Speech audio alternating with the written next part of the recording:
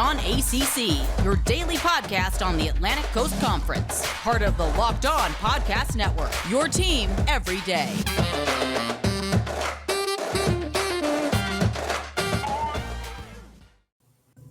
What's up, everybody? Welcome to today's edition of Locked On ACC. I'm your host, Candace Cooper, and today is the Wednesday episode, so you know we have AJ Black in the building, host of Locked On Boston College. You can find him at AJBlack_BC. He gives you all the great news there. You can find all of my hosts on their respective channels, and more importantly, come back every single day because there is no better place to get all of your ACC conference news than the Locked On ACC podcast. Follow us on the Odyssey app or wherever you get podcasts.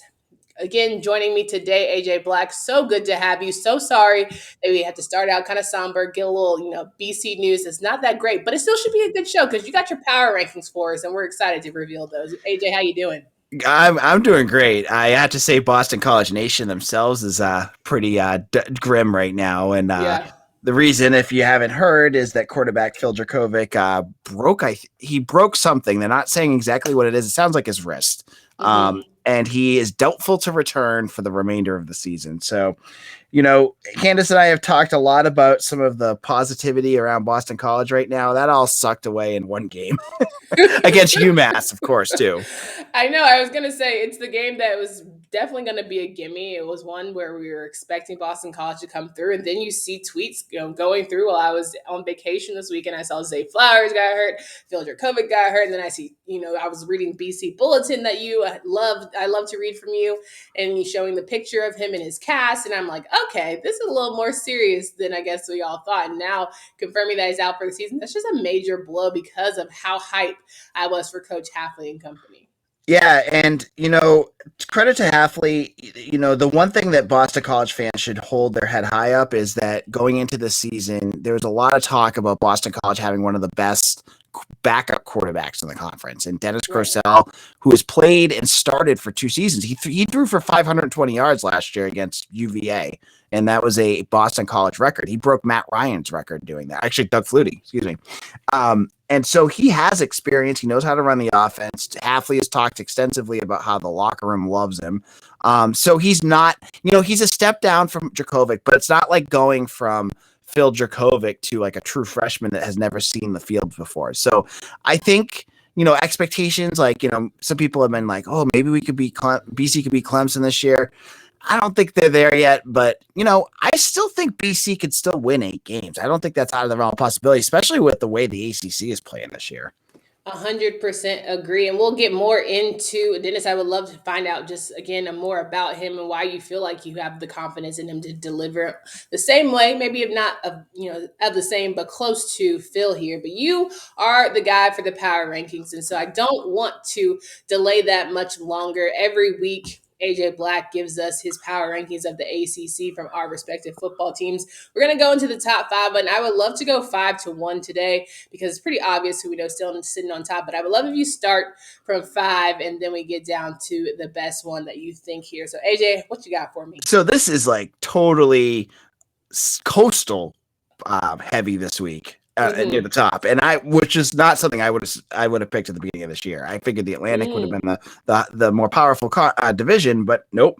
At number 5, I put UNC. They're back up there. They took care of business last week. They didn't play a very good opponent, but they're 1-1, and I still think their potential of playing well is there. So I'm going to put them there.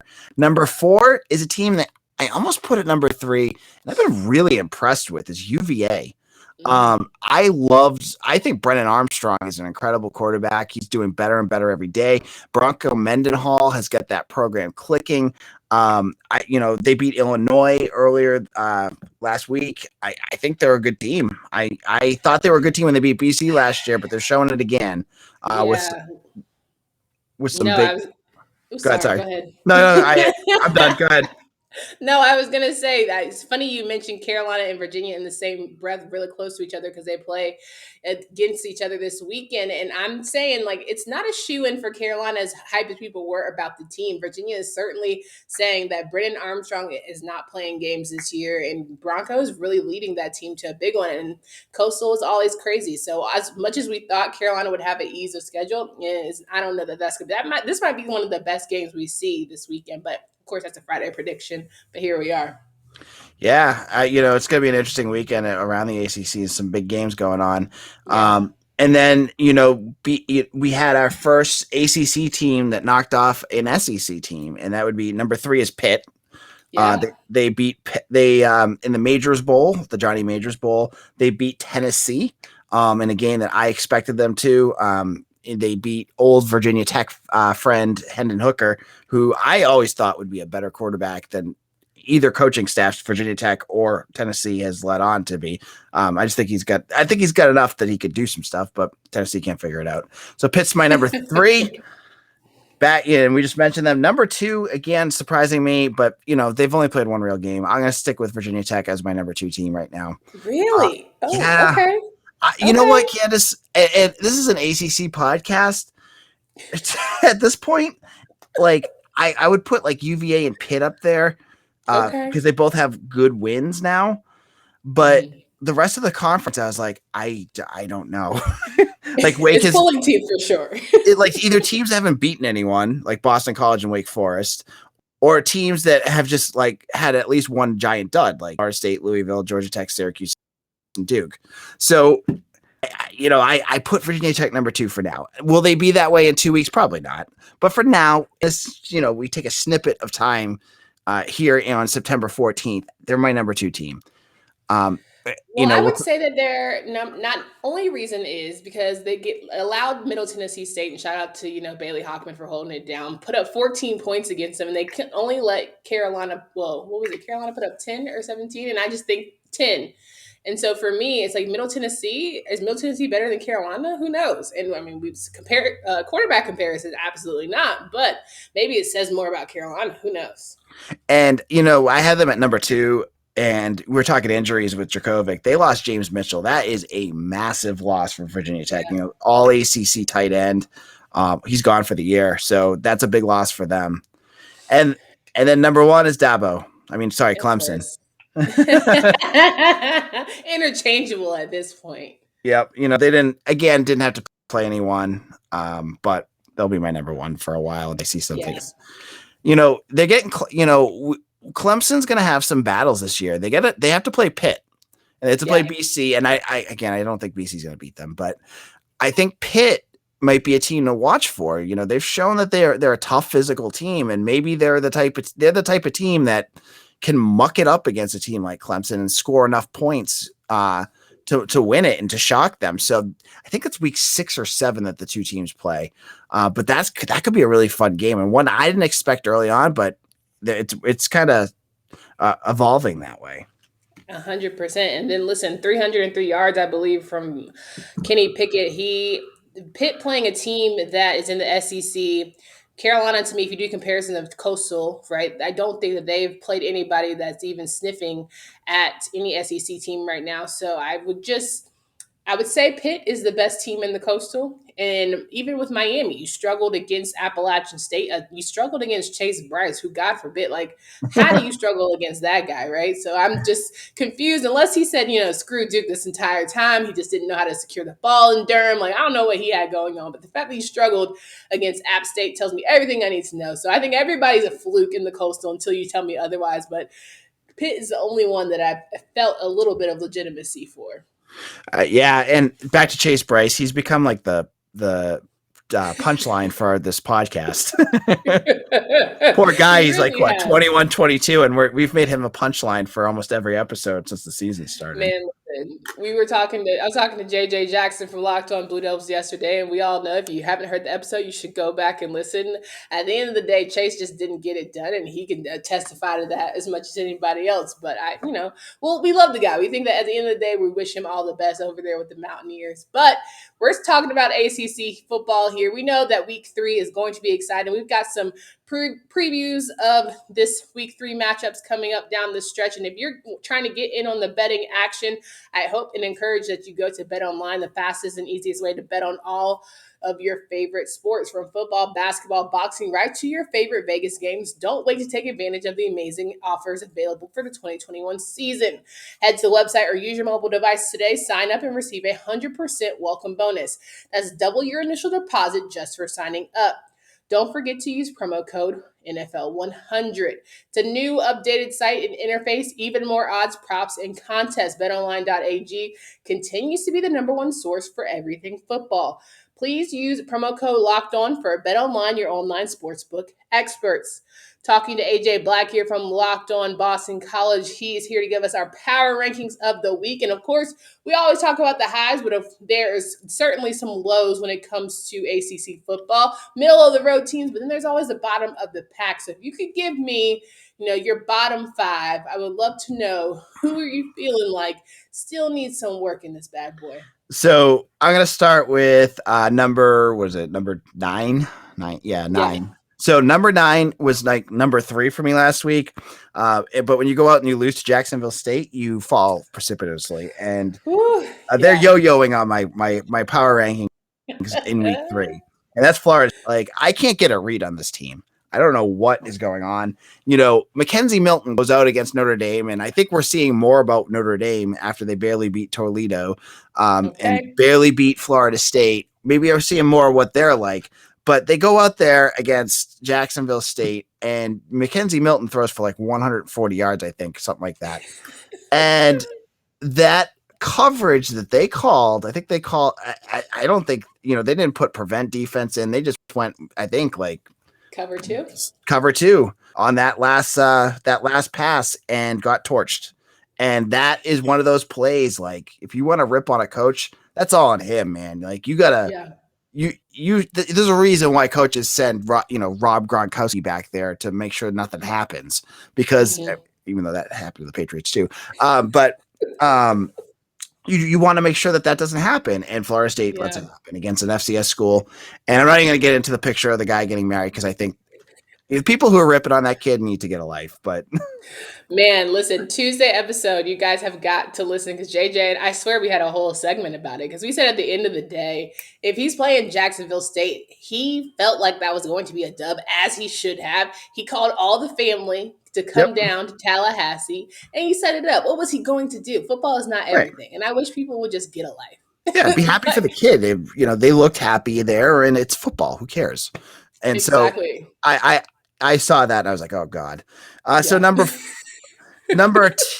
10 on my list is Louisville.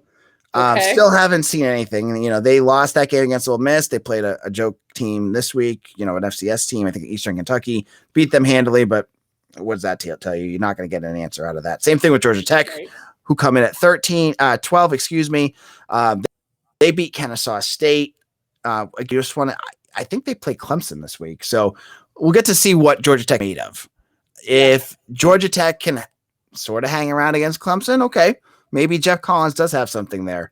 I see a lot of my Georgia Tech followers ripping Jeff Collins constantly. So, I haven't really watched enough to know what he's doing that's getting them angry, but I just some of my old friends that are in the blog world, not happy with the way he's coaching, and we'll see where he does against Clemson. And number 14, they lost to Rutgers, so should be put them at 15. That's Syracuse. And they had an epic loss to that game where they turned the ball over, had a huge penalty at the end of the game, where every Syracuse fan thinks they're getting ripped off. But if you're that close to Rutgers at an end of the game, you deserve to lose. So, whatever. They are number 13 for me, and number 15 stays Duke. And Duke was at one point, I didn't watch their whole game. They were battling with NC for a while.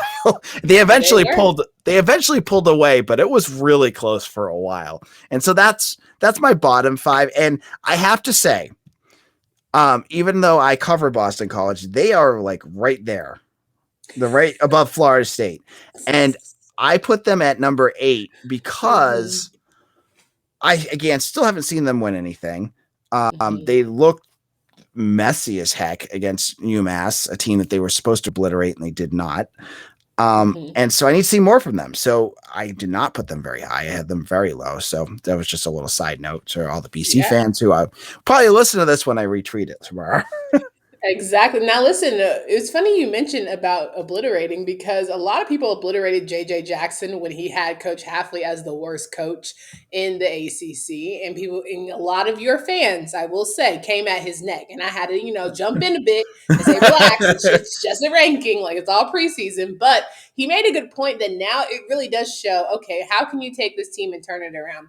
You've lost, your leader in Phil. How can you kind of rally the troops? I know everyone kind of believes in Dennis, but can you make it work? Can you make it shake after being battle tested, essentially, if nothing else? Can you figure it out? And I think that'll really speak to who he is as a leader and how he can coach this team moving forward.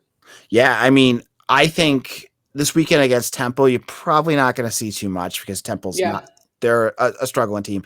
Next week against Mizzou, that's a perfect example to see what Boston College is, because Mizzou, they're an SEC school. We already said that Pitt is already like the top 3 or 4, and they beat a bad Tennessee team, and BC plays a decent Mizzou team. So if BC can go and beat Mizzou, maybe they are something. Maybe they are a team that could still battle, even if it's with Dennis Grosel.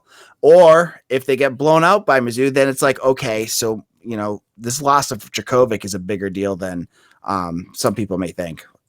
Yeah, and I'm almost like I feel for Phil even more so because it seems as if the schedule is really lightweight in the beginning, and now we're getting to the Mizzou game which I'm sure he was probably circling on the calendar, and we're not going to get to see him in action. But even for like Boston College fans, I think these first 3 games were good. Let's gauge where we are as a team, and then that Mizzou's game is really going to tell us about ourselves. And now we're really going to be wondering, how do we move forward, and can we just stop the Clemson? Give us Clemson talk if they get demolished by Mizzou. Right. Yeah. I totally agree with that. And I think it's the put up. Mizzou's going to be a put up or shut up game for BC. And Yeah. They've got a lot to clean up. They've got a lot to do because they made 11 penalties against UMass, which extended, a bunch of different drives. They played sloppy on D. Now, Hafley's a good coach. He's the kind of guy that says, okay, he said it today. He said, I messed up. I didn't do a good job. It's on me to fix this. So he's going to do that. They did it last year. Texas State, they only beat by 3 points and they figured it out. Right. But with Jurkovec gone, you add that added piece. Where are they going to be? I think Boston College, what you look at, right, is the defense is the same. They're actually going to be probably getting more of their guys back. They're starting defensive end. They're starting safety. Should be back in a week or two. But the offense, you lose Jurkovec, but you still have Zay Flowers. You have the 5 starting offensive linemen. You have Trey Barry. You have a lot of weapons around him. I still think this offense can find stuff. And I think Grosel is good enough to score points and keep BC in these games. And you look at these teams they're playing against, other than Clemson, I honestly, I take my maroon and gold sunglasses off. I still think that they can battle any of those other teams on that schedule. And we'll have to see how many turns into W's and how many turns into L's. Absolutely. And there'll be a lot of really good games coming down the stretch here for not only Boston College, but the rest of the ACC. So if you are trying to tune in and you're looking for a great enjoyment snack while you're doing so, we strongly encourage you to hit up Built Bar. Got my B's messed up today. There it is. Built Bar has 9 delicious flavors. When you talk to a Built Bar fan, they're definitely passionate about some of their favorites: double chocolate, salted caramel, raspberry, mint brownie, peanut butter brownie. All of them simply delicious. There's something for everybody. If you want to get a mixed box, I have seen people on Twitter show their mixed box, all the enjoyment, all the goodness that they have flavor. It really is just easy to go. If you're kind of person who has to move it quickly, to grab yourself a Built Bar. They're not only the best tasting, but they're healthy too. 17, 18 grams of protein, only up to 180 calories, just 4 to 5 grams of sugar. Order that Built Bar today and use promo code LOCKED15. You'll get 15% off your first order at BuiltBar.com. Once you do that, make sure that you are gearing up for, again, football season. Now that it's in the thick of it, we want you guys to be well equipped for some sports daily fantasy. That's why you should hit up Prize Picks. It is the leader in college SDF, offers more college football props than anyone in the world, and offers all-star players of the Power Five as well as mid-majors that you might have never even heard of. You pick 2 to 5 of them, have an over and under on their projections, and you can win up to 10 times on any entry, and it's just you versus the projected numbers. Prize Picks allows mixed sport entries. You can take the over on LeBron combined with the under on Mahomes, or even the under on Sam Howell in the same entry. Use the award-winning app on both App Store and Google Play. Entries can be made in 60 seconds or less. It's that easy. Prize Picks is safe and offers fast withdrawals. Don't hesitate. Check out prizepicks.com or go to your app store and download the app today. Prize Picks is daily fantasy made easy. So we're finishing up the show here with Locked On Boston College AJ Black. You can find him at AJ Black_BC. He is giving you so much content when it comes to those Eagles, but more importantly, he has a great eye and talent for college football in general. We are, trying to get through the season at week 2. We already feel like we are talking about battle wounds. Not only is Phil Jurkovec being out for the season, but you also saw from NC State a couple injuries there with Payton Wilson and Cyrus Fagan. They are done for the season.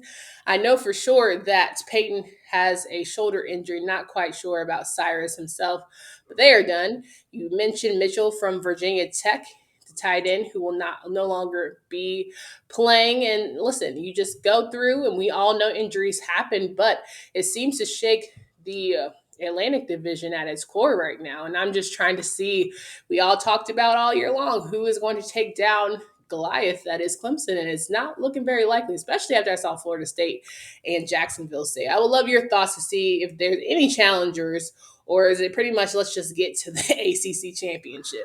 I mean, I said earlier, I look at the Atlantic, and I don't see any team on that side that can beat Clemson unless Clemson figures out a way to fall all over themselves. And I think DJ is too good. I think he's just going to get better as the season goes on. Like he took his lumps, got hit 7 times or sacked 7 times against Georgia. I think he's just going to get better as the season goes on. Those weapons are going to get better. And then you look at what happened to the conference, as you said, right? NC State was a team I was really impressed with that first week. I know they only played South Florida, but you have a defensive player like Payton Wilson. I think back to Luke Kuechly at Boston College and how impactful a player like that can be on a team, even when you're playing a team like Clemson. And I thought, if Devin Leary could get it together, Ricky Person, I thought they had it. And then what did Ricky Person run for 30 yards, I think, on Saturday or something like that? It was rough. I think they combined for 58. Yeah, it was not good. And they lose Payton Wilson, and that is a huge blow to the Wolfpack. And that really impacts their ability to battle a team like Clemson. I don't think they can do it now. I didn't think I was kind of on the fence, but I don't think they can do that. Boston College, they lose Jurkovec. Again, I say I don't think I don't think Dennis Grosel can go down to Death Valley and win. He went to Death Valley 2 years ago, but that was with Steve Adazio and got demolished. So I don't see him doing it now. With the new offensive coordinator, I don't see it. Syracuse, no. Louisville, no. Wake Forest, sorry. If you're a Syracuse or Louisville fan, I apologize. Sometimes I come off as dismissive. No, it's okay. I think it's hilarious personally. But Wake Forest, I'd had to see more out of them. They haven't really played anyone yet. I kind of want to just see what they have, but they don't have enough explosiveness. They have Jakiri Roberson, but I don't think they can do it. So I go back to Pitt. Yeah.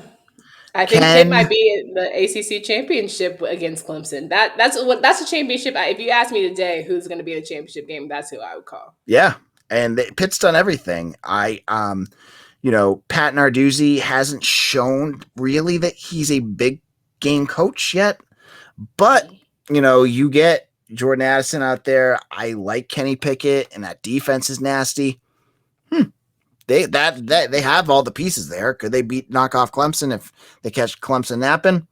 that could definitely be a possibility. But other than that, I think Clemson's going to run through the ACC right now, and unless something catastrophic happens to them, it doesn't seem like they're going to have much resistance. Yeah, they did lose an offensive lineman to the season. I can't call his name because, of course, I thought of it and just came to me. But I will certainly remind you guys on tomorrow's episode. I do, I find it hard to get excited about the ACC right now, only because it seems as if Clemson is going to be a shoo-in. But I would be really pumped if there was another school that can just figure it out. I thought it was going to be NC State. I hate it for Payton Wilson. It's one of those situations where I feel like the mind is willing, but the body just simply isn't able. He was talking about not being able to. He played last season with a dislocated shoulder in 2 games because he's like, listen, we get 12 opportunities to do what we have to do. And I'm like, sometimes you just are one hell of an athlete in terms of heart, in terms of talent and want to. It's just you don't exactly have the motor to help you get through. So it'll be interesting to see how it all pans out, right? Can NC State use that as fuel, play for your brother, all that mentality stuff? Yeah, but they do have the talent to at least stand in position to try, right? I think Devin Leary is going to have one hell of a year. They're going to have to figure out that damn offense with Ricky Persons and Bam Knight. Not acceptable, the numbers we saw against Mississippi State. But, I don't want to ever count anybody out, but it is looking bleak for everybody in the ACC right now. It's so unfortunate. I wish we were having a different conversation. Maybe week 7, we'll be having a better power ranking shift, and you might have someone on the cusp as number 2, might be looking at number 1. Who knows? But we'll have all of that for you guys throughout the season. We hope you come back and listen every Wednesday to AJ's power rankings. AJ, can you remind folks of where they can find you and find all of your work? Yeah, check me out at BC Bulletin. We have a whole bunch of information if you want to learn more about Dennis Grosel and what Jeff Hafley had to say about him today, and the possibility that Phil Jurkovec probably will be back with Boston College next year. Check out BC Bulletin. You can find me on Twitter at AJBlack_BC or at Locked On BC.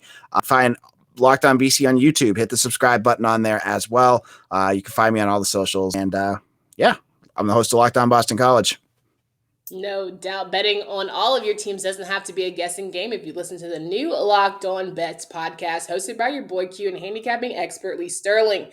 Get daily picks, blowout specials, and wrong team favorite picks in Lee Sterling's Lock of the Day.